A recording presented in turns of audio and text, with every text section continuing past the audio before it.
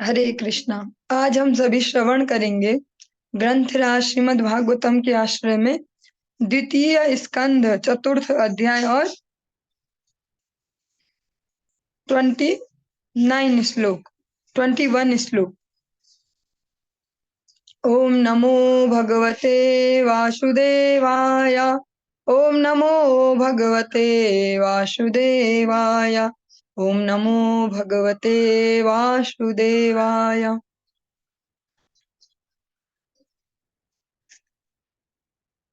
यदङ्घ्रया विद्यान् समाधिधातया धियानुपश्यन्ति हि तत्त्वमात्मनः वदन्ति च तत्कवयो यथा रुचं समे मुकुंदो भगवान प्रसीदताम्।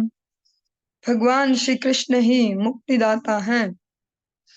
भक्त प्रतिपल उनके चरण कमलों का चिंतन करते हुए तथा महापुरुषों के चरण चिन्हों पर चलते हुए समाधि में परम सत्य का दर्शन कर सकता है। तथापि विद्वान ज्ञानी जन उनके विषय में अपनी अपनी सनक के अनुसार चिंतन करते हैं। ऐसे भगवान मुझ पर प्रसन्न हो।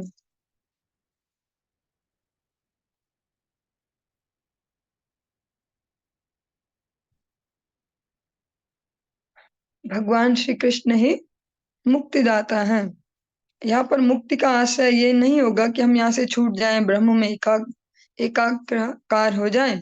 मुक्ति का अर्थ होगा जो जड़ आसक्ति है इससे मुक्त होकर भगवत सेवा में अनुरक्ति हमारी उत्पन्न हो जाए, और ये भगवान कृष्ण और उनके भक्तों की कृपा से ही संभव है। भक्त प्रतिपल उनके चरण कमलों का चिंतन करते हुए तथा महापुरुषों के चरण चिन्हों पर चलते हुए समाधि में परम सत्य का दर्शन कर सकता है। बहुत ही सुंदर वाक्य है। हम अगर इसको अपने जीवन में जितनी भी मात्रा में अप्लाई करते जाएंगे उतना जीवन में एक धैर्य, एक शाश्वत शांति का अनुभव कर पाएंगे। भक्त प्रतिपल उनके चरणों का चिंतन करते हुए मत चित्ता, भगवान कहते हैं भगवत गीता में, मत चित्ता, मेरा ही चिंतन करते हैं, मुझ में ही चित्त को लगाते हैं। यही यहाँ पर कहा जा रहा है भक्त का लक्षण। वह प्रतिपल, ये नहीं है कि सुबह के शाम या आरती करते समय या माला जप करते समय, प्रतिपल जो भी वो कार्यों को कर रहे हैं भगवान को अपने स्मृति पटल पर रखते हुए करते हैं। भगवान भी यही तो कहते हैं अर्जुन को, मां मनुष्मर युद्ध च, मेरा स्मरण करते रहो और अपना युद्ध करो। भगवान के चरण कमलों का चिंतन करते हुए तथा महापुरुषों के चरण चिन्हों पर चलते हुए स्वच्छंदता से नहीं, हम खुद से ही डिफाइन कर लें इसको कहते हैं भक्ति, यह धार्मिकता, यह आध्यात्मिकता, ऐसे नहीं। जो भगवान के ऐसे जिनको कह सकते हैं ईमानदार भक्त हैं, मीन्स जो सच में भगवान के लिए समर्पित हैं, उनके अनुगत्य में चलते हुए, उनके अनुगत्य में रहते हुए जीवन को जो जी रहा है, उनके अनुगत्य में वही परम सत्य का दर्शन कर सकता है। समाधि यहाँ पर वर्ड है। आज की डेट में प्रैक्टिकली वो समाधि नहीं हो पाएगी जिसको हमने सुना है, देखा है शास्त्रों के माध्यम से। आज की डेट में समाधि यही है कि भगवान का निरंतर स्मरण हो। ये प्रैक्टिकल समाधि है आज के समय में। अपने युद्धों को करते हुए, जिसके जो भी युद्ध हैं अपने जीवन के, डेली लाइफ के, उनको करते हुए भगवान को स्मरण रख पाए, यही यथार्थ समाधि है। तथापि विद्वान ज्ञानी जन, और जो केवल जिनको इंटेलेक्चुअल्स कहा जाता है, जिनको कहा जाता है चिंतक हैं, ये बहुत ज्यादा इन पे बुद्धि है, जो विचारक है, विचार करते रहते हैं, उनके लिए कहा जा रहा है वे उनके बारे में अपनी अपनी सनक के अनुसार चिंतन करते हैं। कोई बोलता है कि हाँ ये जो दिख रहा है संसार, इसको कोई एनर्जी चला रही है। हाँ है तो कोई, पर वो कृष्ण नहीं है, वो कोई एनर्जी है, उसका कोई स्वरूप नहीं है। अलग अलग प्रकार से उसको एक्सप्लेन करते हैं इस जगत में, या कोई कह देते हैं कि खुद से ही हो गया, कोई ऐसे सुप्रीम पावर तो है पर उसका कोई आकार नहीं है। ऐसे इस प्रकार से अलग अलग प्रकार से अपनी अपनी सनक के हिसाब से जैसा जैसा उनका चिंतन उन्हें ले जाता वैसा वो चलते हैं। वो भी परम सत्य को ही ढूंढ रहे हैं, पर अपने अपने हिसाब से। सुखदेव गोस्वामी कहते हैं, जो इन सब का जो गोल है, भक्तों का भी अलग अलग, जो ज्ञानी जन, इन सब का जो ध्येय है फाइनल, भगवान श्री कृष्ण। ऐसे भगवान श्री कृष्ण मुझ पर प्रसन्न हो। और चिंतन जो हमने श्रवण किया इसमें, कि मेरे चरण कमलों का चिंतन करता है वो, इसके लिए एग्जाम्पल है श्री सुभद्रा जी का, भगवान की छोटी बहन होने का, जिनको गौरव प्राप्त हुआ है, वो भी भगवान से ही मांगती हैं। आप कई बार इस श्लोक को श्रवण कर भी चुके हैं, एक बार फिर से हम श्रवण करते हैं। कृष्णस्त्वदीय पद पंकज पंजरान्तेर अद्वैव विशतु मानस राजहंस प्राण प्रयाण समये कपवात पित्तै कंठावरोधन विधो स्मरण कुतस्ते। हे भगवान, मेरी क्या प्रार्थना है, जो मेरा मन रूपी जो हंस है, वो आपके चरण कमलों में, जो कमल के सदृश है, उनमें ही वो अनुरक्त हो जाए। क्योंकि अंतिम समय में जब शरीर छोड़ने का नंबर आएगा, तब तो जो तीनों दोष हैं, कफ वात पित्त, तीनों ही प्रबल हो चुके होंगे, मेरा गला रुद्ध जाएगा, आवाज नहीं आएगी उनसे। अतः आप अभी मेरे इस मन रूपी जो ये हंस है, इसको अपने चरणों में लगा लीजिए, क्योंकि फिर मैं आपका चिंतन नहीं कर पाऊंगी। अतः भक्तों का जो फाइनल गोल है, क्या है? भगवत चिंतन, भगवत सेवा, भगवत जनों की सेवा।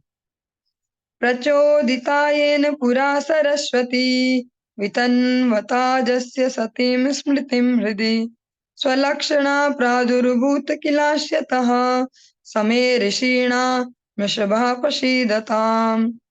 जिन्होंने सृजन के प्रारंभ में ब्रह्मा जी के हृदय में शक्तिशाली ज्ञान का विस्तार किया और सृष्टि तथा अपने विषय में पूर्ण ज्ञान की प्रेरणा दी,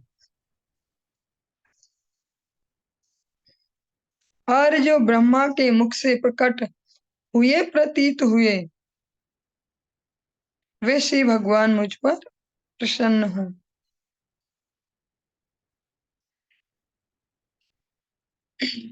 जिन्होंने सृजन के प्रारंभ में भगवान ने, आप सबने प्रथम स्कंद में श्रवण किया था कि सबसे पहले भगवान ही है, हमेशा नित्य काल से विराजित, और भगवान ब्रह्मा जी भी भगवान के सामने सृजित हुए हैं। फिर भगवान ने ही उनमें ज्ञान का संचार किया और उन्हें सृष्टि तथा अपने विषय में पूर्ण जानकारी दी,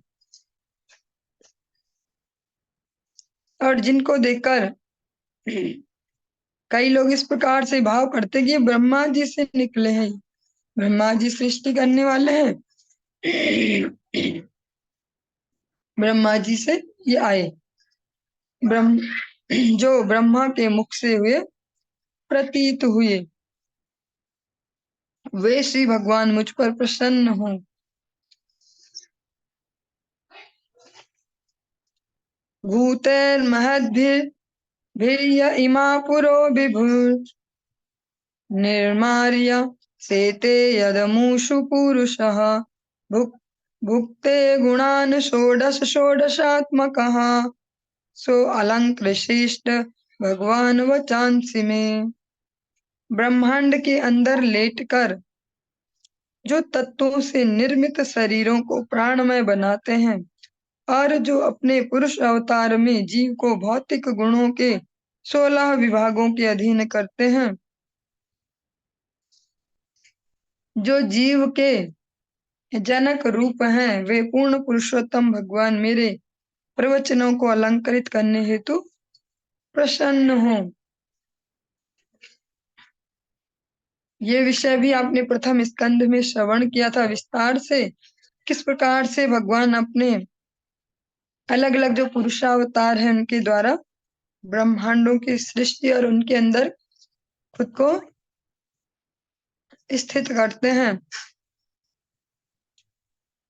जो तत्वों से निर्मित शरीरों को प्राणमय बनाते हैं, और जो अलग अलग भौतिक तत्वों से बने जो देह हैं उनको जीवंत करते हैं अपनी उपस्थिति से। वे जीवों के जनक रूप हैं। इसको भगवान श्रीमद् भगवत गीता में कहते हैं, पिताहमस्य जगतो माता धाता पितामह।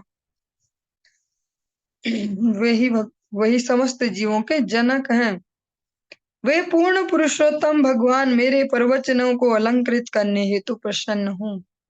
ऐसे जो पूर्ण पुरुषोत्तम है श्री भगवान, वे जो मैं बोलूं, मेरे जो वचन हो, भगवान की कृपा से अलंकृत हो, मेरे अपने प्रयास से नहीं।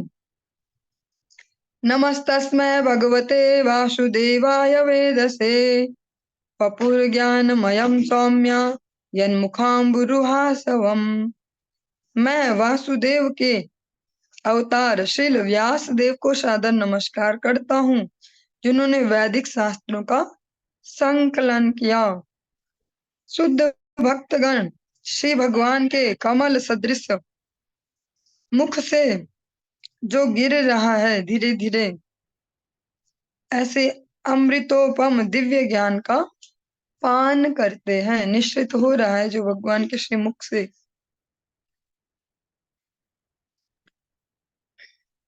इसमें व्यास देव जी को उनको प्रार्थना की जा रही, उनको प्रणाम किया जा रहा है, जिन्होंने वैदिक शास्त्रों का संकलन किया। व्यास देव जी ने प्रैक्टिकली हम सब जीवों के लिए इसको लिपिबद्ध किया, क्योंकि अब हमारे बस का नहीं है कि किसी ने याद कर लिया फिर उसने आगे सुनाया, फिर उन्होंने आगे सुनाया। हमें तो अभी यही भी याद नहीं रहता है कि कल कौन से श्लोक पढ़े थे। उसके लिए भी हमें वहां पे एक फ्लैग लगाना पड़ता है कि भैया यहाँ तक हो गया है। हाँ, ये प्रैक्टिकल स्थिति है हमारी स्वयं की कि हमें अभी एक फ्लैग लगाना पड़ता, कल यहाँ तक हो गया, वरना हमें ये भी ध्यान नहीं रहेगा। तो व्यास देव जी की ये बहुत महती कृपा है, जिन्होंने इन सब वैदिक साहित्य को लिपिबद्ध किया।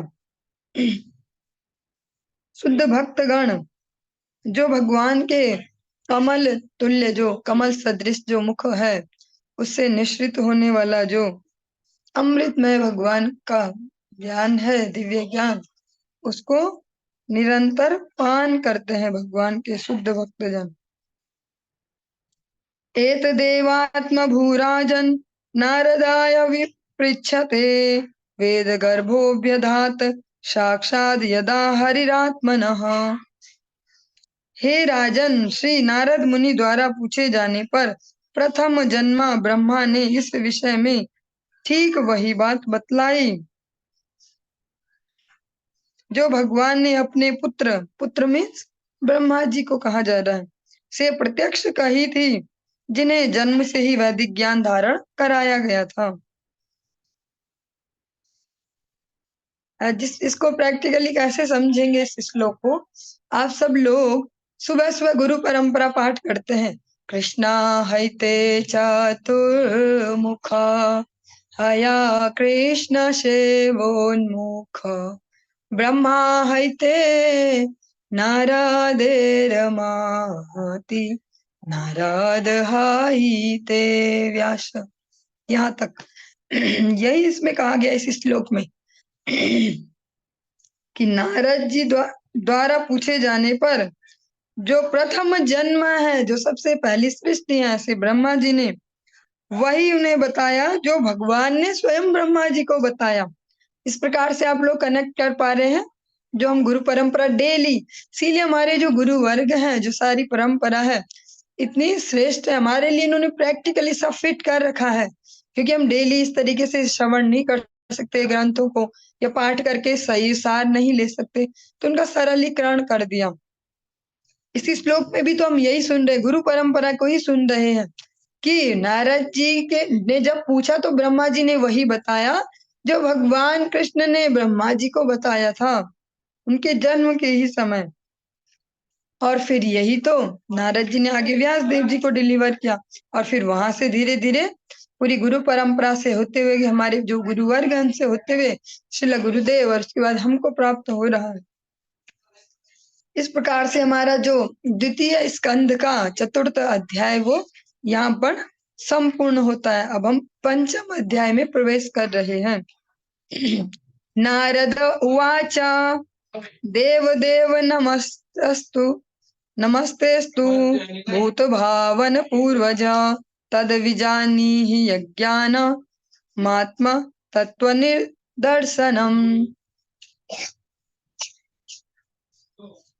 श्री नारद मुनि ने ब्रह्मा से पूछा, हे देवताओं में प्रमुख देवता, हे प्रथम जन्मा जीव, मैं आपको सादर नमस्कार करता हूँ।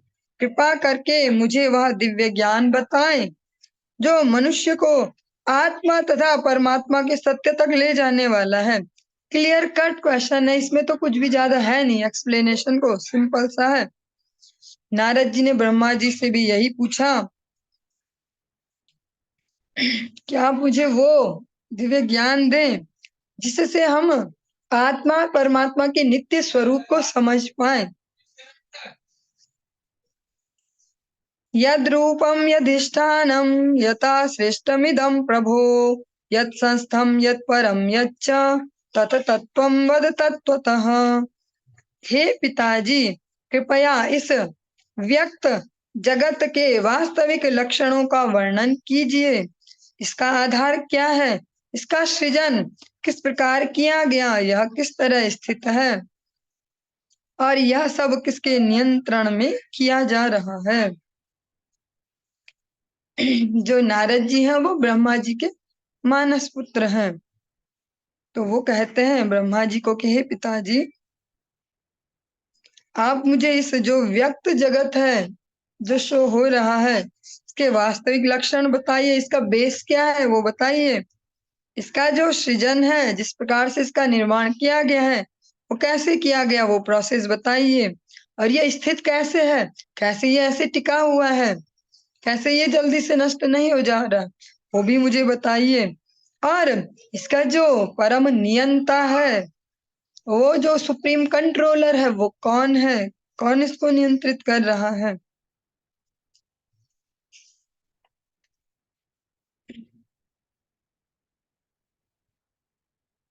इसी प्रकार के एक प्रश्न को अर्जुन ने भी भगवान से भगवत गीता में पूछा है, किम तद ब्रह्म किम अध्यात्मम किम कर्म पुरुषोत्तम आदि। इस प्रकार से अर्जुन भगवान से भी यही प्रश्न पूछते हैं। सर्वं ये तद भवान वेद भूत भव्य भवत प्रभु कर करामल कवद विश्वम विज्ञानावसितम तव। हे पिताजी, आप यह सब वैज्ञानिक ढंग से जानते हैं, क्योंकि भूतकाल में जो कुछ रचा गया है, भविष्य में जो भी रचा जाएगा, या वर्तमान में जो कुछ रचा जा रहा है, तथा इस ब्रह्मांड के भीतर जितनी सारी वस्तुएं हैं, वे सब आपकी हथेली पर आंवले के सदृश हैं।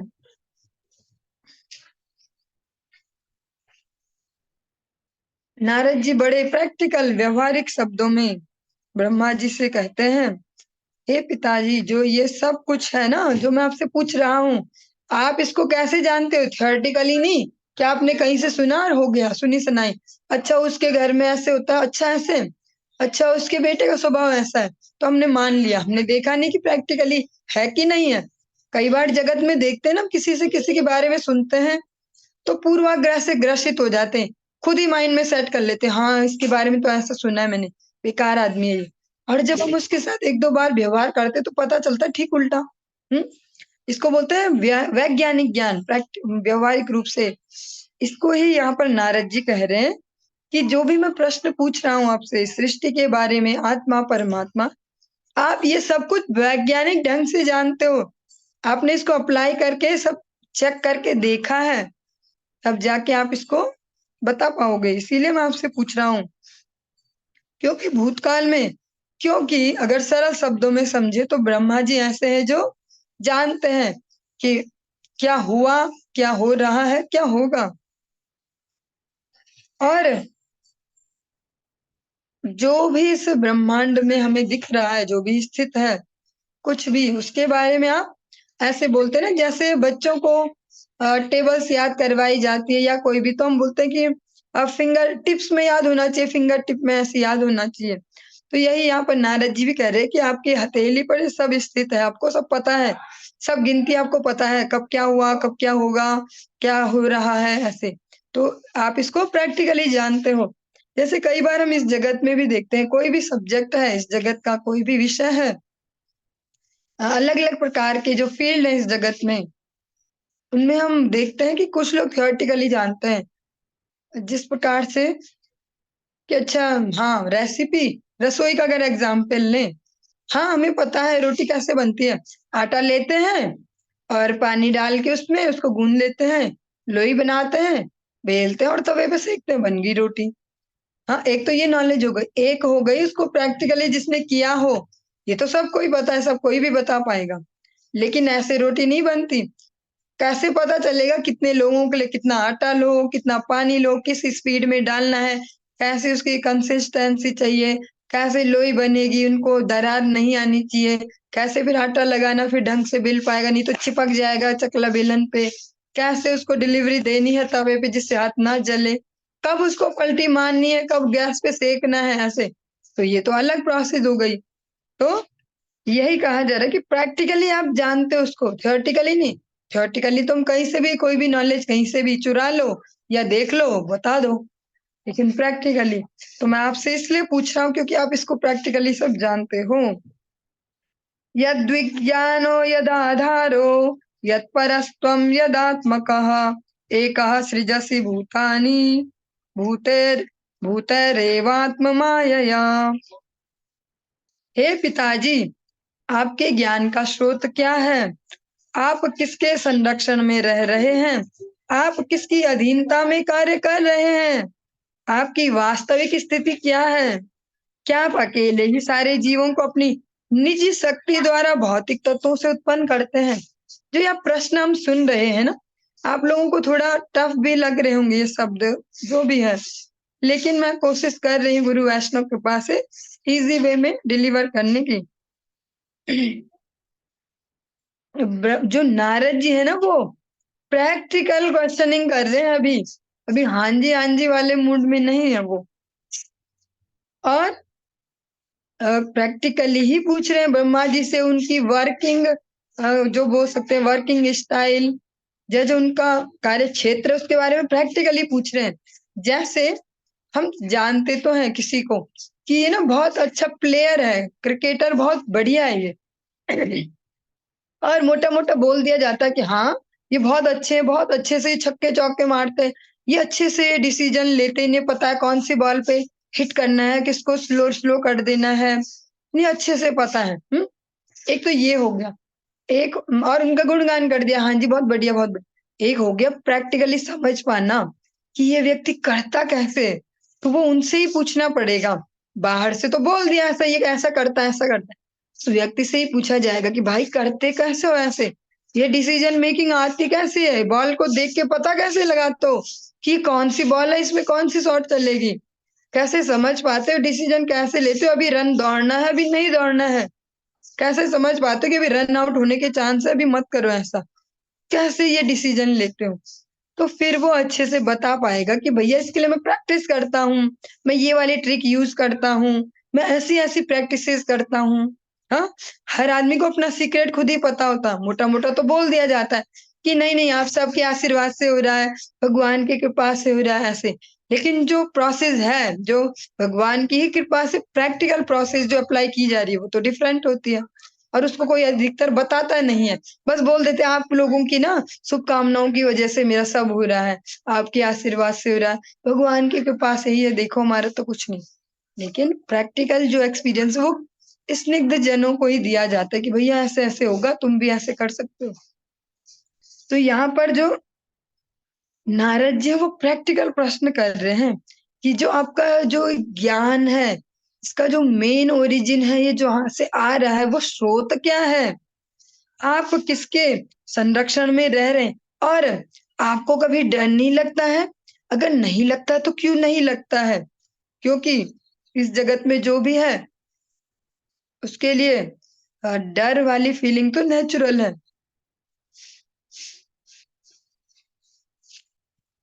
आप किसके संरक्षण में रह रहे हैं? तो कौन है जो आपको बैक सपोर्ट है, जिसके दम पर आप सब कर पा रहे हो? किस पे आपको भरोसा है कि अगर मैं ऊपर नीचे कहीं गया तो ये मुझे संभाल लेगा? किसके संरक्षण में? आप किसकी अधीनता में कार्य कर रहे हैं? आपके ऊपर कौन है? क्योंकि जिसके ऊपर कोई ना कोई होता वो इजी मोड में कर सकता है काम। हम कहते तो उल्टा है इस जगत में कि जब सर पे कोई होता है ना तो काम नहीं होता है, तब नहीं कर सकते हम काम जब हमारे खोपड़े पे कोई बैठा दे। लेकिन वास्तव में कोई चाहिए ही होता है ऊपर से, जिसके अधीनता में हम कार्य कर पाए। वो कोई ऐसा चाहिए जो हमसे ऊपर लेवल पर हो, वो हमको गाइड करे, वो हमको बोल सकते हैं गवर्न करे, शासित करे, तो हम अच्छे से कार्य करते हैं। तो नारद जी वही पूछ रहे हैं, उनका सीक्रेट पूछ रहे हैं, आप किसकी अधीनता में काम करते हो, किसके संरक्षण में काम करते हो, आपकी वास्तविक स्थिति क्या है, एक्चुअल में क्या है आपका स्टेटस जो है। आज सोशल मीडिया के समय में देख रहे हैं ना, स्टेटस लगाने का एक बहुत अच्छी परंपरा है, बहुत अच्छी है, वो हम बुराई भी नहीं करते उसकी, बहुत अच्छी है। उससे पता चल जाता है कि हमारे मस्तिष्क में क्या चल रहा है। जिसने स्टेटस लगाया है, अगर कोई थोड़ा सा भी सेंसिटिव है तो पता कर सकता है इसके दिमाग में आजकल क्या चल रहा है, इसके जीवन में क्या चल रहा है, उसी भाव के वो स्टेटस लगाएंगे। तो यही ब्रह्मा जी से भी पूछा जा रहा है कि आपका एक्चुअल स्टेटस क्या है। क्या आप अकेले ही सारे जीवों को अपनी निजी शक्ति द्वारा भौतिक तत्वों से उत्पन्न करते हैं? क्या अकेले ही कर रहे हो आप ये सब सृष्टि का काम? इतना तो पॉसिबल तो है नहीं। ऐसे ऐसे मुझे यकीन तो नहीं हो पा रहा कि आप ऐसे अकेले ही कर रही हो क्या सब कुछ। तो ये तो बताओ कि किसके सपोर्ट से या किसके संरक्षण में सब चल रहा है? आप थोड़ा मुझे ये बताइए। आत आत्मन भावयसेतानि न पराभावयन् स्वयं आत्मशक्तिं वष्टभ्य पूर्ण नाभिरिवाक्लवमः। जिस प्रकार मकड़ी अपने जाले को सरलता से उत्पन्न करती है और दूसरों के द्वारा पराजित हुए बिना अपनी सृजनशीलता प्रकट करती है, उसी प्रकार आप अपनी आत्मनिर्भरता की शक्ति को प्रयुक्त करके दूसरे से सहायता लिए बिना सृजन करते हैं।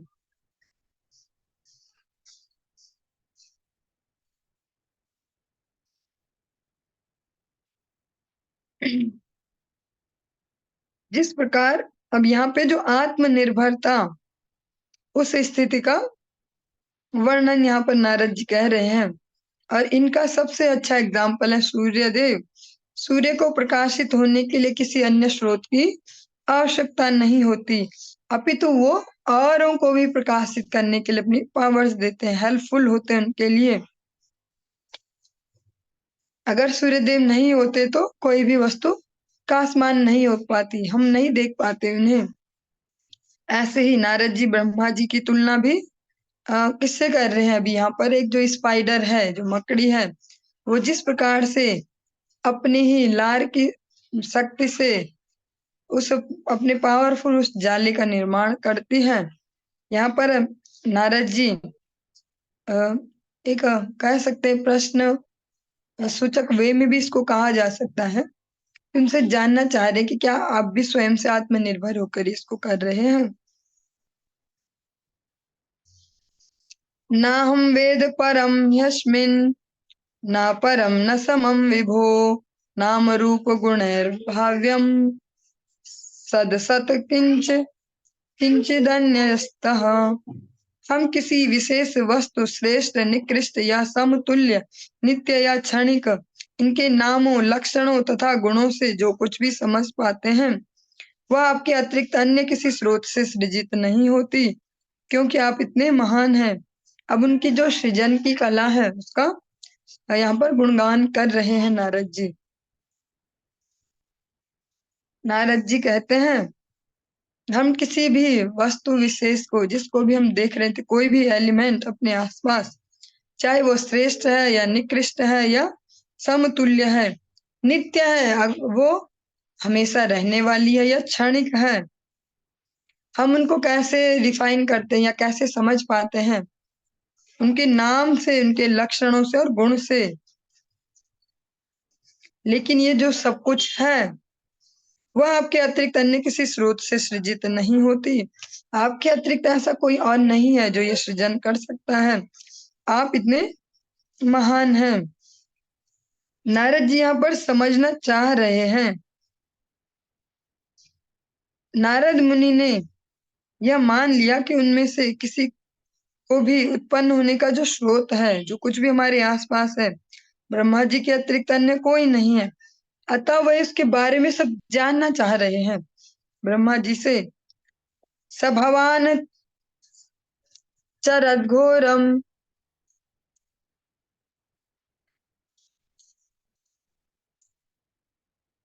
स भवान चरद्घोरम यत तपा सुसमाहिता तेन खेदयसे नस्त्वम पराशंकाम न यच्छसि। फिर भी जब हम आपके द्वारा पूर्ण अनुशासन में रहते हुए संपन्न की गई कठिन तपस्याओं के विषय में सोचते हैं, तो हम आपसे भी अधिक शक्तिशाली किसी व्यक्ति के अस्तित्व के विषय में आश्चर्यचकित रह जाते हैं। यद्यपि आप सृष्टि के संदर्भ में इतने शक्तिशाली हैं।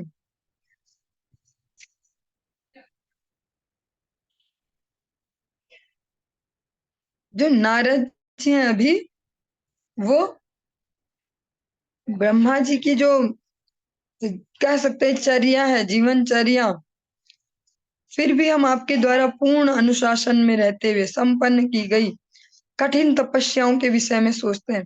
उनके जो आचरण को देख रहे हैं, जो उनका कह सकते हैं अपने जीवन में जो अप्लाई कर रहे हैं, वो ये नहीं कि मुंह मुंह से बोलते हैं, जो उनके आचरण को देख पा रहे हैं कि आप इतने अनुशासित हैं, डिसिप्लिन्ड वे में आप इतनी तपस्याओं को पूर्ण करते हैं, तो मुझे आश्चर्य होता है। क्या कोई आपसे भी पावरफुल हो सकता है?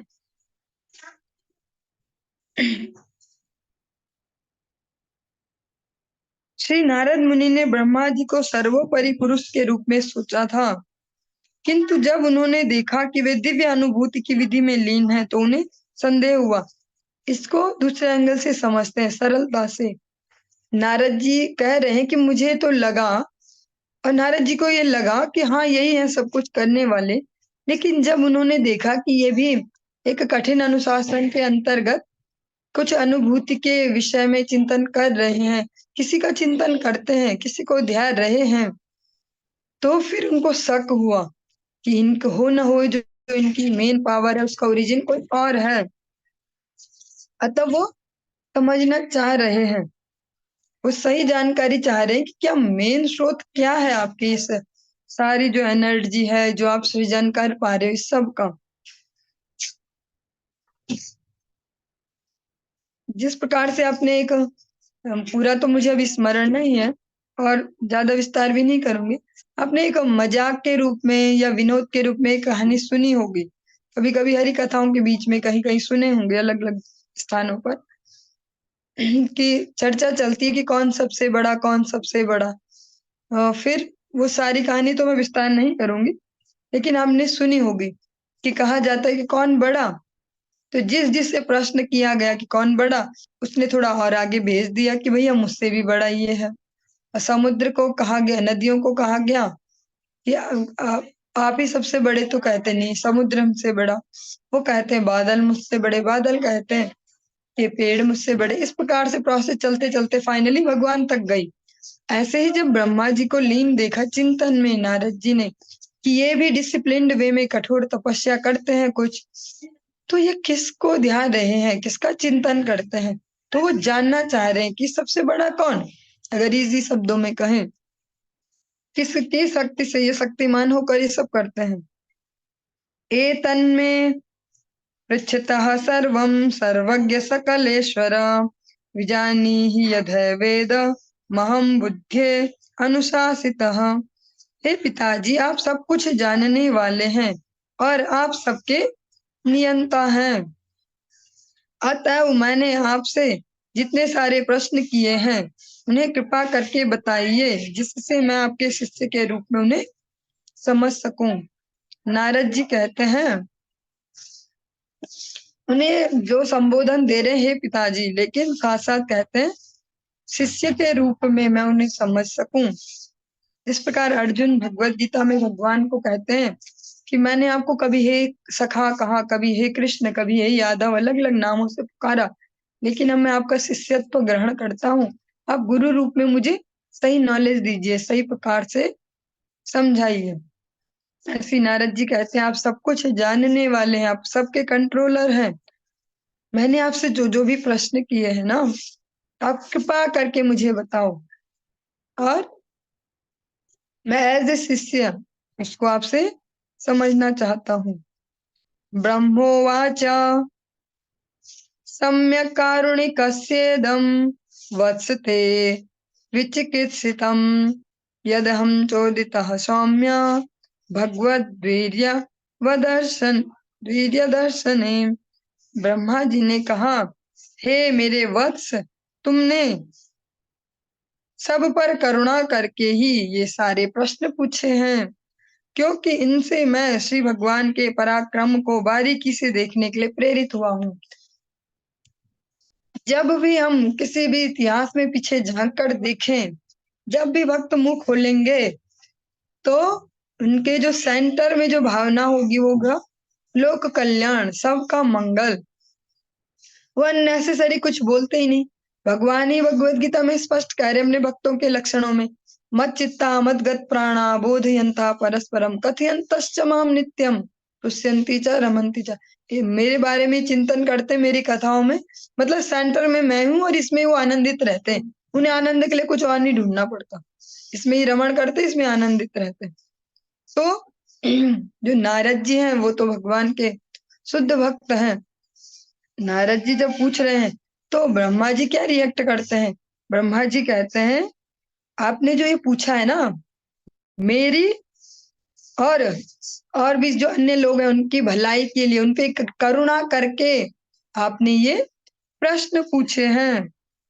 क्योंकि जब आपने मुझसे ये प्रश्न पूछा और जब मैं इसके आंसर दूंगा ना, तो प्रैक्टिकली फिर से मैं एक बार रिवाइज कर पाऊंगा भगवान की करुणा को, भगवान के जो पराक्रम है, भगवान का जो शौर्य है, जो ऐश्वर्य है, उसको मैं फिर से एक बार बारीकी से रिवाइज कर पाऊंगा कि भगवान की कैसी करुणा है, भगवान का कैसा पराक्रम है। क्योंकि वो भगवान से ही तो इस सब को सीख कर या समझ कर या उनकी प्रेरणा से, उनकी कृपा से ही तो कर पा रहे। फिर से रिवाइज करना पड़ेगा। जैसे इस जगत में देखते हैं हम, कोई विद्यार्थी अगर तो जो कुछ सिंसियर स्टूडेंट्स होते हैं वो ये ट्रिक भी यूज करते हैं, अपने साथ वालों को भी पढ़ाना शुरू कर देते हैं कि मैं तुम्हारी भी हेल्प करता हूँ। क्यों? क्योंकि उससे खुद का भी रिवाइज हो जाएगा। नानृतं तव तच्चापि यथा मां ब्रवीषि भो अविज्ञाय परं मत्त एतावत्त्वं यतो हि मे। तुमने मेरे विषय में जो कुछ कहा है वह असत्य नहीं है, क्योंकि तब तक कोई उन श्री भगवान के विषय में अवगत नहीं हो लेता। क्योंकि जब तक कोई उन श्री भगवान के विषय में अवगत नहीं हो लेता, जो मुझसे भी परे परम सत्य रूप है, तब तक वह मेरे सशक्त कार्यकलापों से निश्चित रूप से मोहित होता रहेगा। दोबारा मैं ऐसे शब्दार्थ को बोल रही हूँ जो इनका शब्दार्थ अभी एक्सप्लेनेशन नहीं है, उसमें तो मिलावट हो सकती है। ये शब्दार्थ है, दोबारा से ध्यान से सुनेंगे, धीरे धीरे कहती हूँ। तुमने मेरे विषय में जो कुछ कहा है वह असत्य नहीं है, क्योंकि जब तक कोई उन श्री भगवान के विषय में अवगत नहीं हो लेता जो मुझसे परे परम सत्य रूप है, तब तक वह मेरे सशक्त कार्यकलापों से निश्चित रूप से मोहित होता रहेगा। मैंने 2 बार इन शब्दार्थ को आराम से श्रवण किया और हम इसको समझना प्रारंभ करते हैं। जैसे इसमें एग्जाम्पल बहुत सुंदर दिया गया है। ये न्याय शास्त्र का एक दृष्टांत है, कूप मंडूक तर्क। जैसे हम सरल भाषा में कहते कुएं का मेंढक, कुएं का मेंढक जो है उसके लिए कुआं ही सब कुछ है। वो चाह कर भी इमेजिन नहीं कर पाएगा समुद्र की लेंथ विड्थ, कितने वो उसकी जो मेजरमेंट है उसको इमेजिन नहीं कर पाएगा, क्योंकि वो कुएं में ही रहता है, उसने देखा ही इतना है। हाँ। और कई बार आपने सुना होगा कि जब अ, कोई उसको बताए कि समुद्र ऐसा ऐसा है, तो बोलेगा अच्छा, मैं ही मिला तुम्हें मूर्ख बनाने को। तो वह पहले वह विश्वास नहीं करेगा कि समुद्र ऐसा हो सकता है, लेकिन उसे सच में कोई कन्विंस कर दे कि हाँ समुद्र होता है और ऐसा होता है, तो फिर मेंढक अपनी मेंढक बुद्धि चलाता है, क्या करता है, अपना पेट फुलाना शुरू करता है। मतलब वो अब यहाँ से ऐसे करके हवा भरेगा और इमेजिन करेगा, अच्छा तुम्हारा समुद्र दिखाता हूं मैं, क्या इससे बड़ा है वो तुम्हारा समुद्र। ऐसे ऐसे अपने पेट फुलाने लगेगा, सोचेगा कि मैं इससे मेजर कर लूंगा उस समुद्र को जिसकी ये तारीफ कर रहे हैं। हाँ, लेकिन क्या होगा, उसका जो छोटा सा पेट है उस एक्स्ट्रा हवा भर भर के जोर लगा लगा के उसके वो दीवारें फिर फट जाएंगी पेट की, और वो समुद्र को तो मेजर कर नहीं पाया, उसके बारे में तो समुद्र को वो वास्तविक स्थिति को अनुभव किए बिना ही वो मर जाएगा। ऐसे ही जो भौतिक जगत में भी अलग अलग विभागों में अलग अलग फील्ड में जो लगे हुए ना, इसको कह रहे हैं हम बहुत मेहनत करते हैं, हम बहुत ऐसे, हम बहुत समझदार हैं, बहुत इंटेलेक्चुअल, ये वो कभी भी अपनी उन इंटेलेक्चुअल बुद्धियों से जो भगवत अनुगत्य में नहीं लगी हैं, उनसे कभी भगवान को प्राप्त कर नहीं पाएंगे। मेंढक जैसे ही अपने को फुला फुला के अपने गर्भ से यही उस अपने शरीर को छोड़ देंगे। ब्रह्मा जी स्पष्ट कहते हैं कि जब तक मुझसे भी परे परम सत्य रूप जो है, इसको भगवान भी स्पष्ट कहते हैं, इसीलिए भगवत गीता की आवश्यकता है। और वरना कोई भी ऐसी कोई डिवाइन पर्सनैलिटी नहीं है जिसने अपने विषय में ऐसा कुछ कहा हो। और जब कोई अनजान व्यक्ति होता है उसको लगता है कि भैया भगवान तो बड़े घमंडी है, उनमें से एक मैं भी हूँ, मुझे बचपन में यही लगता था। एक पोस्टर था हमारे घर में, भगवान कहते मैं ऐसा मैं वैसा, तो बचपन में हमने यही सुना था कि घमंड की भाषा मैं, बस घमंड। तो मुझे भी लगता था ऐसे लेटे लेटे छोटी क्लास में थर्ड फोर्थ में पढ़ के, ये बड़े घमंडी है, तो भगवान कृष्ण मतलब बहुत घमंडी है कि मैं ऐसा हूँ, मेरी शरण लो, मैं ऐसा। लेकिन अब धीरे धीरे पता चला कि वही बोल पाएगा, इसमें पावर है। कई बार घमंड में भी बोला जाता है लेकिन वो व्यक्ति आचरण में नहीं दिखा पाता, लेकिन भगवान तो प्रति क्षण इसको प्रूव भी कर रहे हैं, उनकी हर एक लीला इसको स्पष्ट कर रही है। भगवान भगवत गीता में इसीलिए स्पष्ट कह रहे हैं हर बात को, क्योंकि बहुत जरूरी है स्पष्टता से। घुमा फिरा के कहेंगे तो समझना मुश्किल पड़ जाएगा।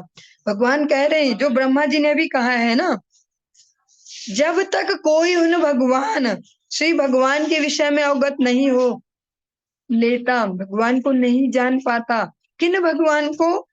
जो मुझसे परे परम सत्य रूप है। इसी शब्द को भगवान कैसे कहते हैं भगवत गीता में, आ ब्रह्म भुवना लोका पुनरावर्तिनो अर्जुना मामुपेत्य तो कौनते या पुनर्जन्म न विद्यते। ब्रह्म लोक तक भी कोई जोर लगा के पहुंच जाए फिर भी नीचे ही आना पड़ेगा, क्योंकि उसने मुझ तक पहुंचने के लिए जोर नहीं लगाया। मुझ तक जोर लगाएगा तो नीचे नहीं आना पड़ेगा। तो यही ब्रह्मा जी भी कह रहे मुझसे ऊपर जो है, जो जब तक उनको नहीं जान लेता तब तक क्या होगा, तब तक वह मेरे सशक्त कार्यकलापों से निश्चित रूप से मोहित होता रहेगा। जैसे वो मेंढक है, वो मोहग्रस्त है बस, अरे वाह ऐसे ऐसे ऐसे सोच सोच के और मर गया पेट फुला फुला के। ऐसे जो व्यक्ति सच में भगवान को नहीं जान लेगा ना, उसका क्या होगा, वो फुला फुला के अपने बुद्धि को अपने चिंतन को वो मारा जाएगा यहीं।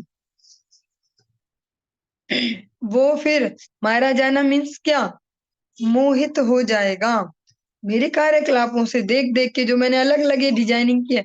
जैसे इसको ऐसे समझेंगे, अब पता नहीं कितना ये प्रैक्टिकली अप्लाई होगा ये जो दृष्टांत मैं देने वाली हूँ। जैसे अलग अलग जो फील्ड है इस जगत में, हम देखते हैं ना कुछ लोग मोहित है केवल पेड़ पौधों के ही लेके, कि बस इनको इनका ही पागलपन है, ये बॉटनी में ही पागल हो चुके हैं, कुछ जियोलॉजी में जीव जंतुओं पे ही पागल हो चुके हैं, कोई समुद्र की गहराइयों में गोताखोरी में ही पागल हो चुका है और कुछ दुनिया से मतलब नहीं। ऐसे अलग अलग फील्ड हैं कि कोई फूलों में ही पागल है, अलग अलग फूलों का, ऐसे कोई तितलियों में ही, अलग एक एक जो विभूतियां हैं, जो ब्रह्मा जी की एक एक सृष्टि है, उसमें ही मोहित हुए पड़े। उन्हें और कहीं के लिए अवकाश ही नहीं है, कोई स्पेस ही नहीं उनके जीवन में और कुछ समझने देखने के लिए, वो वही मोहित हुए पड़े।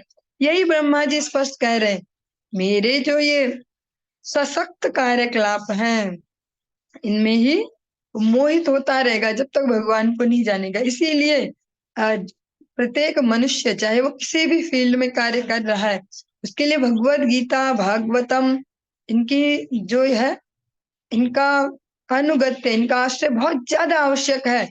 वरना वो क्या हो जाएगा, वही मोहित हो जाएगा जिस भी फील्ड में वो है। बस जो फुटबॉल में है तो उसके लिए फुटबॉल ही भगवान और बस सब कुछ यही है। और जो किसी और फील्ड में जो जो भी हम फील्ड ले सकते हैं, अनगिनत फील्ड है। अपना शरीर भी एक फील्ड है, अपनी आंखें भी एक फील्ड है। को किसी की आंखें बढ़िया हो तो आंखों में ही पागल हो रखा अपनी। अब ये वाला जो जो भी आइटम है, नाम मुझे ज्यादा पता नहीं है, काजल ही पता है, बाकी और जो जो भी होंगे उनको ही लगा लगा के आंखों में ही घुमा रह जाएगा। किसी को अपना फेस का कलर ही पसंद है तो उसको मेंटेन करने में ही पागल हुआ पड़ा है। कुछ भी ऐसा हो सकता है। ऐसे अनेक अनेक एग्जाम्पल आप सब लोग खुद से भी लगा पाएंगे। तो ब्रह्मा जी कह रहे मेरे सशक्त कार्यकलापों में जो मेरा ये सृजन है, जो पूरी प्रकृति दिख रही है, इसके अलग अलग फील्डों में मोहित हो जाएगा। वो कौन, जो मेरे से भी परे, मुझसे भी जो ऊपर श्री भगवान है, उनके बारे में नहीं जानेगा। इसीलिए जो आध्यात्मिक नॉलेज है, श्रीमद् भगवत गीता और श्रीमद् भागवतम, इसीलिए हम देखते हैं पूरे गुरु वर्ग, पूरी गरम गुरु परंपरा, पूरे जो वैष्णव जन सारे इसी प्रयास में लगे हैं कि जीव मात्र तक, मनुष्य मात्र तक, विश्व के कोने कोने तक ये भगवत गीता और श्रीमद् भागवतम के नॉलेज को पहुंचाया जाए। इतने कष्ट करके, इतने अथक परिश्रम से करके वो इसीलिए इस नॉलेज को लास्ट व्यक्ति तक भी पहुंचाना चाहते हैं। क्योंकि अगर वो नहीं होगा किसी को भी प्राप्त, तो वो मोहित हुआ रहेगा, मोह में रहेगा। मोह में रहेगा तो फाइनली डिप्रेस्ड होगा ही होगा। किसी भी फील्ड में अगर बस एक्स्ट्रा ही घुस जाएगा बिना भगवत भक्ति के, तो उसी फील्ड में मोहित होके रह जाएगा। ये न स्वरोचिषा विश्वम रोचितम रोचयाम्यहम् यथार्कोऽग्निर्यथा सोमो यथर्क्ष ग्रहतारकाः। श्री भगवान द्वारा अपने निजी तेज, जिसको ब्रह्म ज्योति कहा जाता है, से की गई सृष्टि के पश्चात मैं उसी प्रकार सृजन करता हूँ। जिस प्रकार की सूर्य द्वारा अग्नि प्रकट होने के उपरांत चंद्रमा, आकाश, प्रभावशाली ग्रह तथा टिमटिमाते तारे भी अपनी चमक प्रकट करते हैं, कितनी ईमानदारी से ब्रह्मा जी इसको कह रहे हैं। हम इस श्लोक में ब्रह्मा जी की ईमानदारी जो है, ईमानदार जो समर्पण है भगवान के श्री चरणों में, उसको देख सकते हैं। वो यहाँ पर ये नहीं कर रहे कि हाँ हाँ अरे मैं ही कर लेता हूँ, बस आप लोगों की दया है मैं कर लेता हूँ, ऐसा नहीं कह रहे।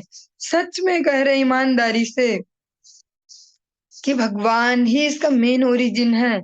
जैसे इस जगत में जो हम प्रकाश देख रहे हैं, अलग अलग प्रकार का प्रकाश, चाहे वो सौर मंडल का जो अलग अलग जो चंद्रमा है, तारे हैं, अलग अलग ग्रह नक्षत्र हैं, या कहें जो भी प्रकाश देने वाली जो है, वो सब प्रकाशित होते हैं, पर मेन ओरिजिन है सूर्य। उसके बगैर तो नहीं। क्या चंद्रमा झगड़ा कर ले सूर्य से? क्या हो तुम, मैं भी तो देता हूँ, तुम दिन भर देते हो ना उजाला, पूरी रात तो मैं ही रहता हूँ जागा हुआ, मैं ही तो देता हूँ सारी रात। क्या वो झगड़ा कर ले भगवान से, जो उसके भगवान अभी बोल सकते हैं कि जो उसका मेन ओरिजिन है सूर्य से? ये तारे झगड़ा कर ले, भैया हमने तो कर दिया तुम्हारा बहिष्कार, सूर्य जी अब तुम जाओ, हम कर लेंगे अपना काम, तुम्हारी जरूरत नहीं। ऐसा नहीं।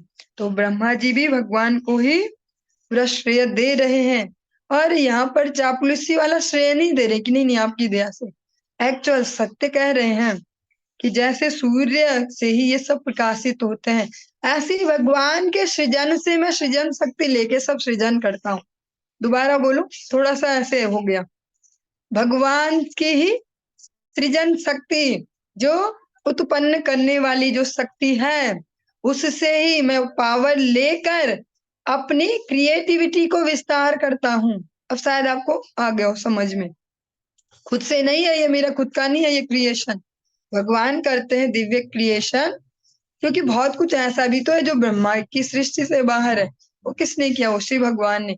भगवत धाम है, भगवत परिकर है, भगवान के सेवक हैं, ये सब ब्रह्मा जी ने तो सृष्टि नहीं किया है।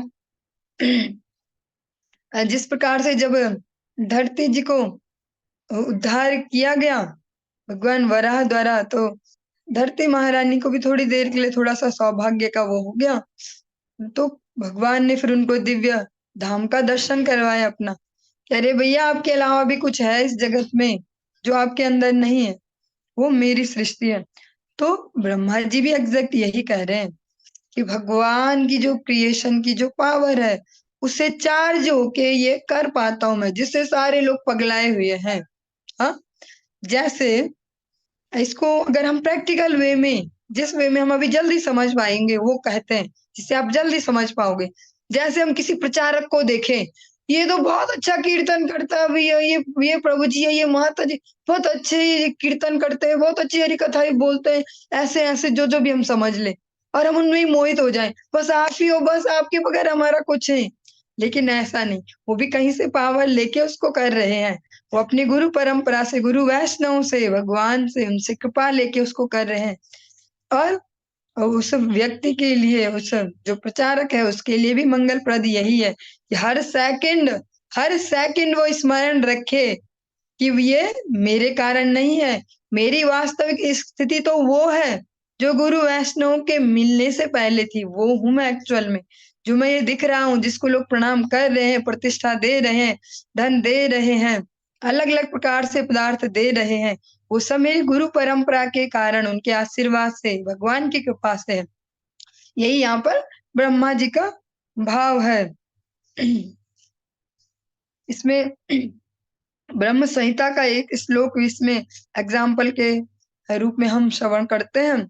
यस्य प्रभा प्रभवतो जगदंड कोटि कोटि स्वशेष वसुधादि विभूति भिन्नम तद ब्रह्म निष्कल मनंत शेष भूतम गोविंदमादि पुरुषम तमहम भजामि।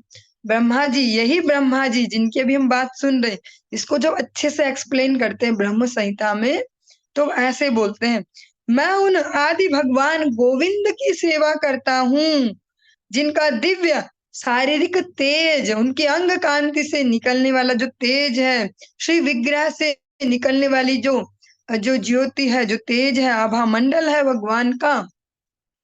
जब भी आप कोई फोटो विग्रह भी देखते हो तो देखते होंगे ना, भगवान के ऐसे मस्तक के आसपास ऐसे गोल घेरा सा कुछ बनाया होता है, या पूरे विग्रह के आसपास कुछ ऐसा आभा मंडल, तो वो भगवान के इस दिव्य तेज को रिप्रेजेंट करता है, जो ब्रह्म ज्योति के नाम से प्रसिद्ध है।